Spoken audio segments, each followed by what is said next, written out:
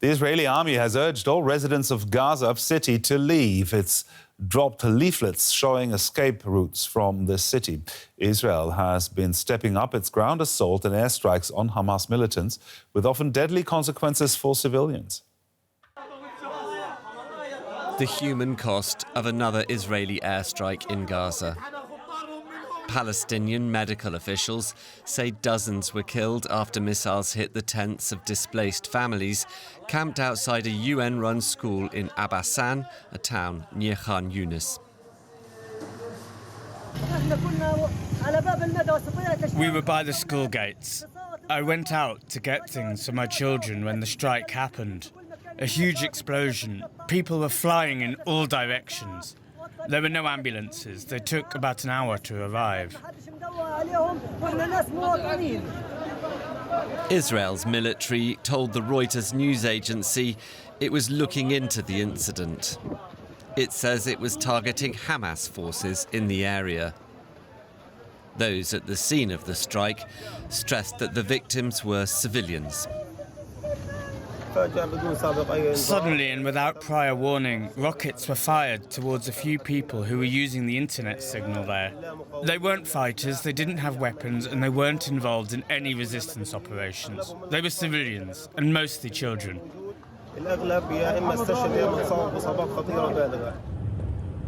These pictures show the extent of the devastation in Khan Younis after Israel's campaign in the area.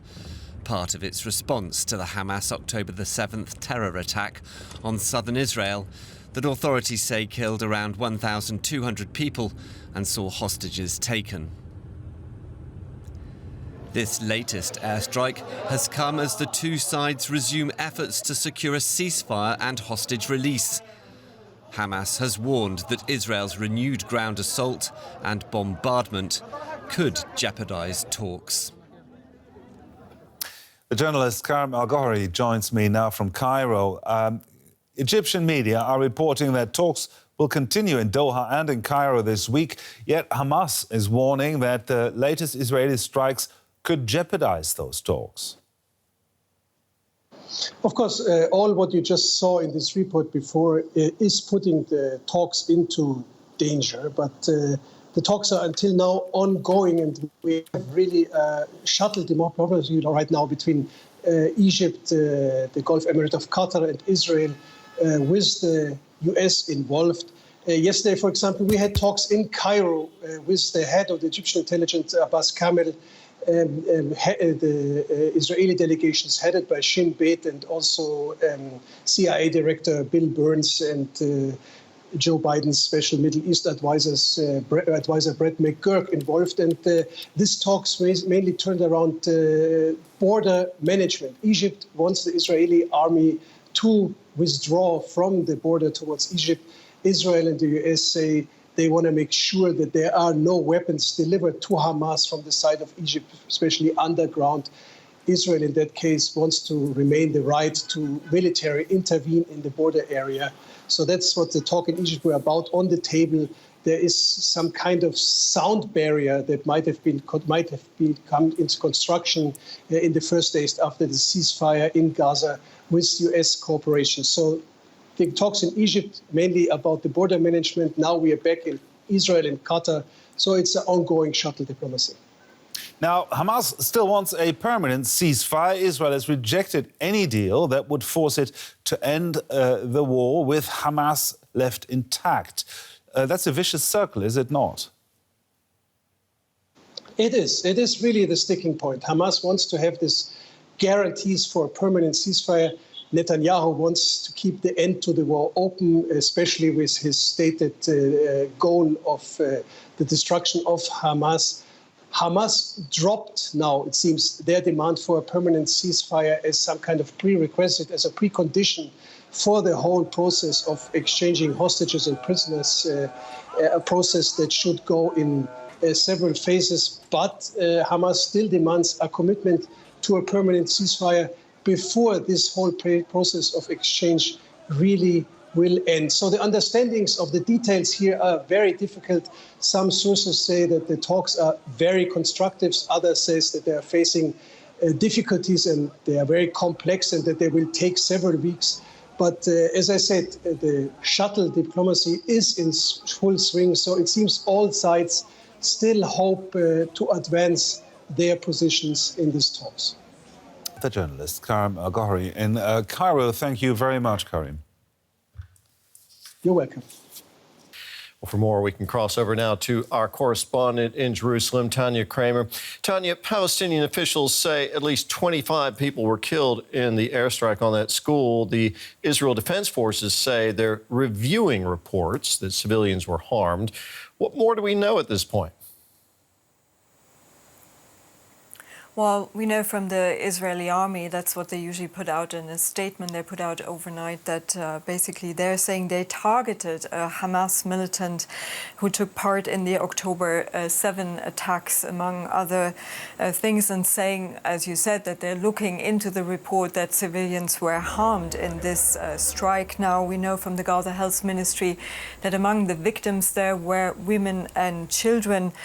They were taking shelter at this school. It's also not the first time a school or a tent city where people are taking shelter, seeking shelter, has been hit.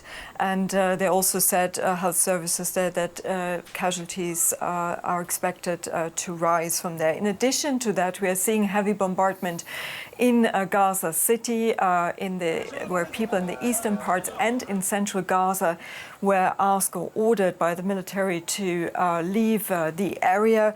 Moving further west, the Palestinian Red Crescent has said they have difficulties to reach the wounded and injured people. Also, some hospitals have evacuated to other hospitals. Of course, they're all not fully functioning, so it's not an easy task for them. Now, the military has indicated earlier in the year that they had Gaza City under control, but clearly not. They're saying that Hamas and other militant groups, from their point of view, are regrouping. So that means that thousands are again displaced. Many have stayed in Gaza City, moving from neighborhood to neighborhood, but some are saying they're staying put where they are because it's simply too dangerous right now to move somewhere else in Gaza City, because any safety there is elusive.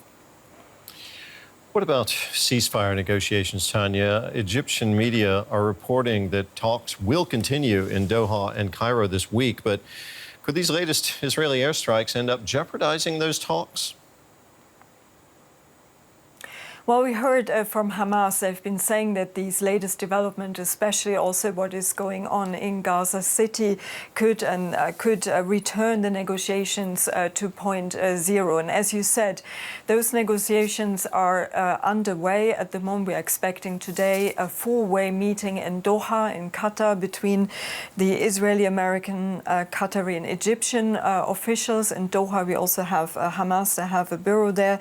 Now, this meeting is seen here as crucial. It comes after a meeting in Cairo, because they're saying, from what we're hearing from sources here, that this is a meeting to take stocks. What are the disagreements? Still, we heard there's some progress, but we also heard from Israeli officials now saying that Egyptian optimism is a bit premature, and that long and complex and difficult negotiations are ahead in the coming weeks.